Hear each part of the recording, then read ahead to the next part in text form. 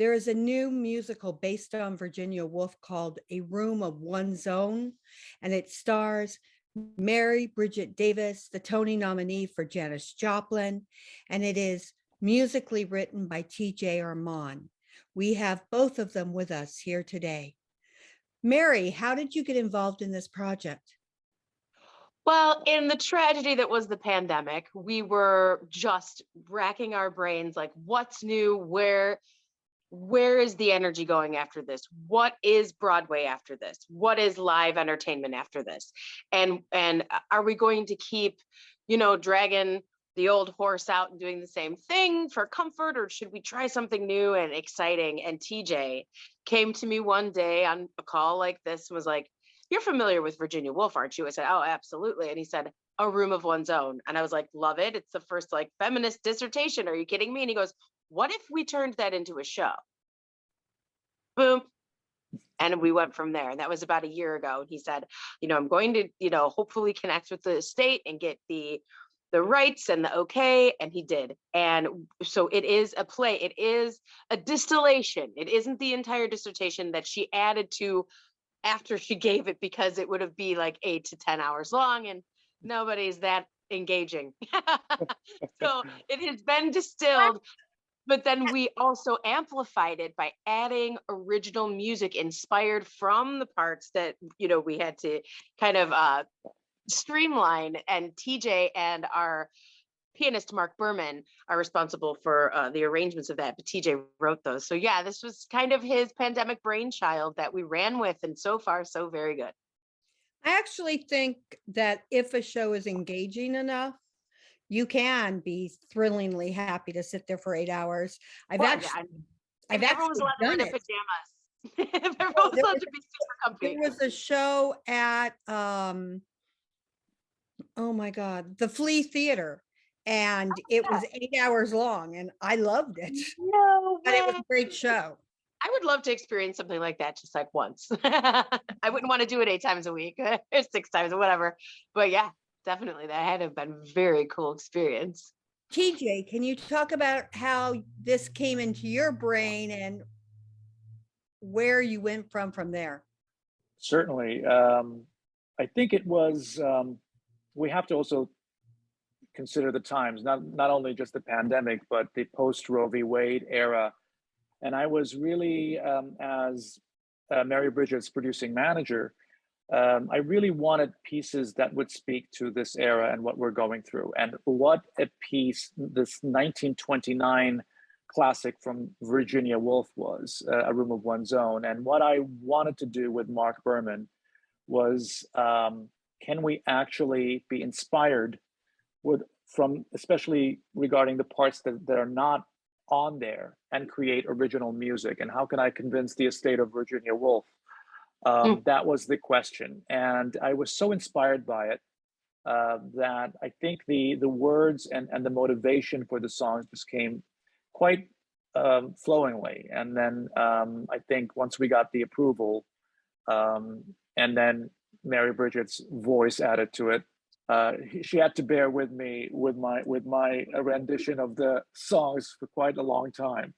So and it was such a relief at Joe's Pub when we first did it to hear her mesmerize the audiences with her voice with it. And of course, it's the best thing a songwriter can ask for is actually somebody who can really sing, or as they say, sang.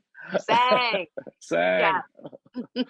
Yeah. And the show was so successful that we said, why don't we continue it at 54 Below? And that's what you're going to see next Saturday at 7 p.m. Come join us. Yes. Now, I want to push back, if you don't mind. Please. I'm kind of like the controversial journalist in the land of life. Forgive me that I don't know that much about Virginia Woolf, because I don't. I should, but I don't. I do know that she committed suicide, and that she dragged a lot of people down with her. My friend wrote the hours, and Nice. yes. So in elevating women and in getting women to speak for themselves, knowing this, How does this speak to women? How do you find that this speaks to women? Who, Um, me or who are we asking? Oh, Mary, I'm sorry, Mary. Oh, okay, sure, no problem. So her suicide, she had mental health issues going on back and forth, and she was so brilliant. And at the end, and her husband was, her life partner, best friend, but there was tumult there, whatnot, because she knew, kind of in the same vein of, when you are brilliant, you're tortured. Mm. But she knew that she wasn't going to be Virginia Woolf for much longer. I think she knew that illness was that tug of rope war. It was winning, and I think that is what led her to take her own life, because exactly. it Um, wasn't desperation, it wasn't depression so much. It was just, this is probably the last thing of power I can do, well, and if I may in a interject there, sense, Mary Bridget, sure.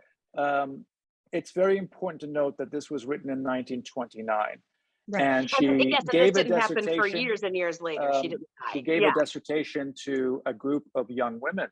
That's what this is about. The Yeah. piece itself is an inspirational TED talk of the day, Yes. from When she Virginia was in her Woolf to a brighter group of years. Right, students, right and before. it's nothing but inspiration. I mean, I Correct. hope that we can inspire you to go out and get the book, because it's an amazing dissertation of encouragement for women, and an amazing history of women's issues, rights at the time, and Sure, kind of the how they evolution. resonate Yeah. now.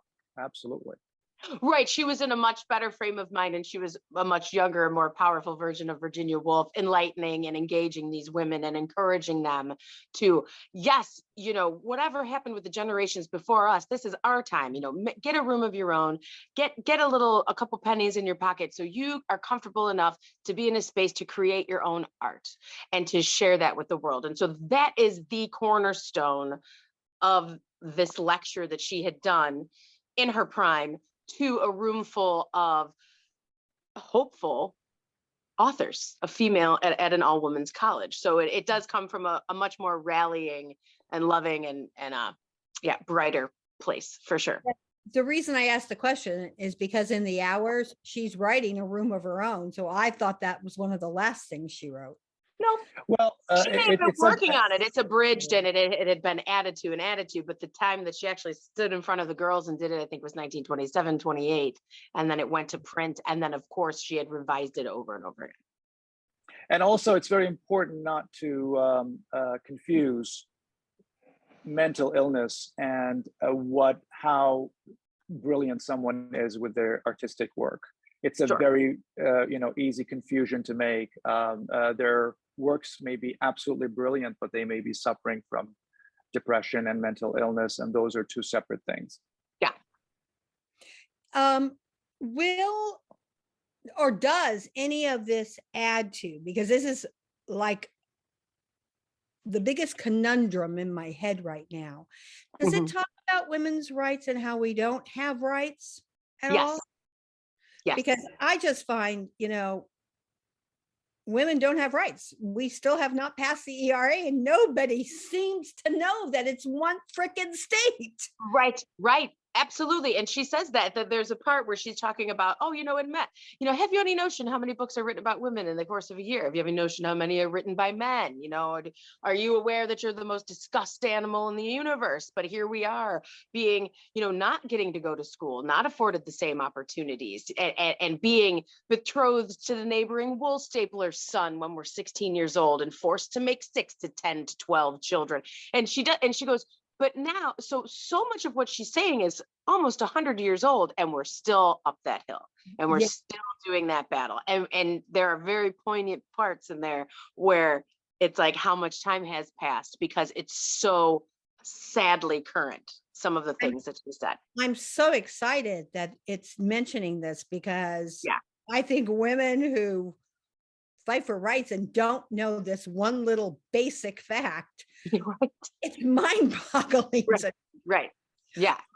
TJ, what made you do this? I mean, as a member and a proud member of the LGBTQ community, I thought, when Roe v. Wade and it was back then we kind of knew where this was going. I just felt like, I've been an activist a long time, but this one was, women have been with us throughout the LGBTQ struggle, and now it's our turn. And it is an LGBTQ issue, and it is very much a worldwide issue at the moment as to what's happening to women. I mean, from Iran to all the way to America, and America has to be included here. What's happening? Why is this attack happening? And how defiant we must be. And I couldn't just sit there and write about the next pop musical. It was something that I wanted to really engage in. But when we had this delicious text from Virginia Woolf, and it's considered to be the first feminist manifesto ever. Yes. And it's never been out of print since 1929. Yeah, so I thought, you know what? No one could question about the validity of the text, but sure, let's concentrate on the music. And writing for Mary Bridget Davies is very difficult because she has this enormous range. And very, very few people can sing these songs like she does. So it's just her gift, and to write for that is extremely exciting for a songwriter. And so Mark and I really just had an amazing time with it. But going back to your question, it was not being able to just sit still when this thing was happening, not only in our country but everywhere. Yeah. How would you describe the style of music? Like, is there anybody that we can compare you to? Is there any influences that you had? Mary Bridget? No, Okay. actually, this question's to you. She's asking to you me. because you wrote them. Okay, I'm sorry. I'm sorry. Sorry, Mary. No worries. We went with originally blues and rock. That's sort of where in this context I wanted to take the Virginia Woolf text into predominantly an American realm in the music world, and then the style sort of grew. So there are certain parts where we go towards rock. There are certain parts where it's a little bit more pop, but the core of it is blues, and sort of that was our inspiration. I don't think it can be compared. That was the one thing that we really worked hard on it, and I think that's the part where now some of the clips are available online, but we really wanted to create something original for Mary Bridget. Mary, Yeah. how does it feel having songs written for you for a specific character, but specifically for you? Well, there's an email, and there are billions of emails going back and forth with each other over this pandemic, because we didn't even get this together in person until September. Wow. So, right, we were doing all of this satellite, all of this remote via Zoom, et cetera, and email. And I finally, TJ had sent me the last of the songs, and I sat there and I was listening, and I couldn't crank my ear pods high enough. Like it was like a siren song into my heart that was like, this is exactly who you are. And I never felt more validated and respected, because I do have a very niche voice. I do. And it is what it is. Some people are ingenues forever. They can do it. And some people are character actors, and I kind of tend towards that side. But the way that my voice lives and the way that I sing, it's not a traditional musical theater voice. I did go to school for it and everything, but just this is me. And that's something no one can take away from you. And so to be able to be a woman saying the words of this iconic author who was encouraging women not to give up and to remind of the hard work we still have to do. But look, we did come much farther from being married off and flung about the room for reading a book, and things like that, and to celebrate your victories and not go, and then here's a song I'm completely uncomfortable singing in the style of. You know what I'm saying? Like it's just all so Absolutely. very organic, and it just feels like it comes through the ground into my body and out of my mouth. So I just feel very at home, and I'm honored to be, kind of celebrated and respected in the entertainment industry. We don't get that a lot. So I feel I'm very proud. What We other went to, role- I'm sorry if I may add, Yeah. Gypsy and Ethel Merman is an interesting example. I studied quite a bit of Sondheim and quite a bit of actually creating a vehicle for a specific artist. It's not an easy task, but it is very, very rewarding. And then other artists can actually take it on as well. Yep. But it's actually gives the songwriter a frame to work with. In this case, a very wide frame to work with. Right. But very much like how Gypsy and Ethel Merman it was literally created for her. Sure. I wanted to create something for Mary Bridget along those lines. Mary, what other roles would you like to take on? Well, so here's something very funny that people don't know. And well, people who grew up with me knew, but I was in competitive dance my like whole life. And I adore tap dance. Like I studied with Savion Glover when he was doing Bringing the Noise, Bringing the Funk, and Tina Landon, Janet Jackson's choreographer. I got to learn from her right out of high school and stuff. And I was like, it would be super fun, before we send this horse to the glue factory in 20, 30 years, to strap on, let's just do like an over the top Broadway musical. Give me all the sequins you can vomit my way. Give me a pair of tap shoes. Let me sing like Ethel Merman, like just into the crowd. Like that is the child in me. That's that child, that child's dream. Because I as a baby was like, oh, I'll be on Broadway, no problem. Because when you're young, you don't have, no one has taught you to be afraid of your dreams yet. I know, and you don't see your flaws No, you're just like, I can do that. What could possibly stop me? I work hard. I know how to do it. Before all the little vampires come in your ears and tell you what, So that little girl is still very much alive in me. And she would love nothing more than to like tap dance a duet with Hugh Jackman or something. Just once. Just to show that this little girl has been in there the whole time, singing along and watching the Tony Awards. And I remember watching a music awards show on this really terrible television it was like one of those, you plugged it in and it had like two little rabbit ears, because nobody had TVs in their bedrooms when they were kids in like the 80s and 90s. You're spoiled, And so it was some music awards show. My older sisters let me stay up late, and it was Tina Turner, and she was just killing it. And it was a black and white show. And I'm like, I bet you that dress is red. I bet you. Oh, I bet you. And I remember saying that to my sisters, and they were like, what? Oh, like it didn't even occur to them in their imagination what that had to feel like and what colors those looked like and how that must have felt to her. And I did. And then I saw a picture of it in like People magazine or something when they were reviewing it a couple weeks later. And there she was in that red sparkling dress. And, yeah. And I just, so there is a very show busy, as my, being the Earth Mother, Janis Joplin, boot stomping, screaming from the rooftops. I enjoy that. I love that. That is a huge part of my personality. But there is nothing like a giant 4-carat pair of fake rhinestone earrings and some tap heels that just puts a spark under me. So that's something that I would definitely, like I played Reno Sweeney in Anything Goes my senior year recite, for our high school stagecrafters show. And I was living my best life. Does the community even know this about you? I don't think so. I wouldn't have known this. I know. I don't think they do. So we gotta let them know.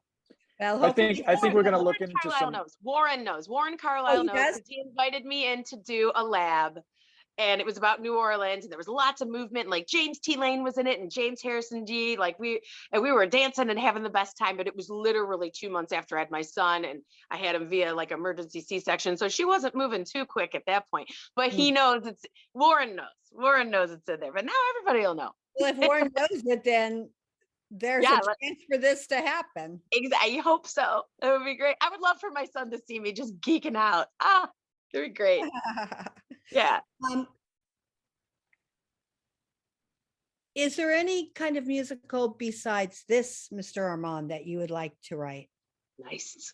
Well, I think the next one that I'm going to be working on is something we had started before the pandemic, and then things got a little weird for any kind of development. There's a piece called Sama that I'm working on. It's about a Lebanese family that actually immigrates here, and their the trials and tribulations of their gay son, and they're actually twins. So it's a piece that is essentially, it is a musical, and it's a full-fledged musical where very it's mostly just music, and so I'm looking forward to that, and it involves about 35 pieces, so there's a lot of work ahead. Yes, I love that. Sounds amazing. It does sound amazing. Is there anything that I haven't asked you about the show that you would like our audiences to know about? Saturday at 7 p.m., November 5th at 54 Below, and there are now discount tickets also available on their site. And so we hope to see everybody. Mary Bridget? Yeah. Oh, and also my favorite part is that it's not canned. We have live musicians on stage, which is my favorite, which just adds such a more intimate element. And I never feel more safe than when I have some of my guys on stage with me, and the people that we have on this project are some of my favorite players, but also favorite people. So this is a very personal labor of love, and we want you to see, how much all of us have put ourselves into it to make it something hopefully you haven't seen, and that you walk away going, what was that? I want to see it again. Not what And was a that? huge shout out for our guitarist Alex Pisano, who's amazing, and Dave Richards is also going to join us on bass, and Mark Berman on piano, and they are absolute virtuosos. Is there any other performances that possibly could be coming up for this show besides the November 5th show? Right now, what we want to do with the show is, after this concert reading, we have to do a few more showcases, this time when there is not going to be any reading. So it's going to be off book. Yeah. So as we develop it, and we are thinking about a regional tour of it, and then circle it around enough, and then develop it, and then bring it off Broadway, and hopefully then on Broadway. So that's sort of like our trajectory for it. Are you also? Sorry. I just wanted to add also, our director, Kirsten Cairns, is a Brit. She is a scholar on this. And when TJ just happened to tell her the idea, she freaked out and was like, I must be part of this. And I couldn't have asked for a better handler for the Virginia Woolf, the text itself, that someone who went to school for it, has read it numerous times, knows it by heart. She's taught at Boston Conservatory opera program. Like, we didn't just go, this sounds like a cool idea, let's fake it till we make it. This is like supremely legitimate, like all hands on deck. And I just needed to do a little tip of the hat to her, because it's very cool to have a female director. This is my first time, so that's also helping us take our power back. Is, it's women telling a woman's story through her lens with our modern perspective. And I just wanted to add that before we jumped off, because that's supremely cool. My last question is, are you planning on live streaming this for people that can't make it? Not at the moment, because it's still in development, but I do think that's a very, especially after the pandemic, a very legitimate form of reaching and getting theater out to everybody who wants to enjoy it. But theater is also, on the other hand, a very three-dimensional experience, and it's also so I have a few reservations about it, but I think now it can be done in a very advanced way, and hopefully it will be something we'll consider later when it's a little bit more advanced. The only reason I'm asking is that right now, because of everything that's happened, all of the Broadway openings and off-Broadway openings are happening within these next couple of weeks. And whether we like it or not, we're all booked for them. Like Right. we keep getting booked for them. So it's like, I would love to come see this, but I've been booked for 2 weeks. Sure.